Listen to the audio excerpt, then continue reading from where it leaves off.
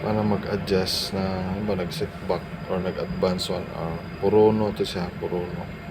Ito ko sa menu, tapos na data. Ayan o, local time. Kung nag-advance ka, hindi mo na siyang i-take.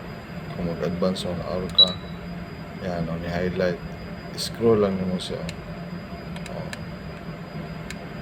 Ayan, dilim na siya. Trackball, di makita.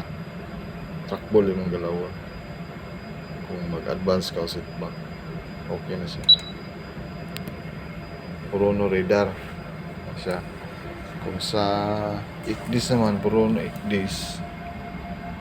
Ayan, dito ka naman sa babaw.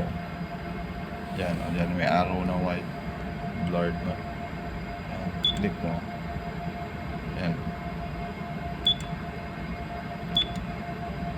Right click mo. Ano gawas o? Right click. Adjust time. Ayan o. Kita mo. Adjust time. Kung advance ka, o yan o. May plus mo, minus. May naka-highlight mo. Okay. Basta dito, sa taas, right click mo lang. Right click sa mouse. Lalabas yung local time. Okay. Bye.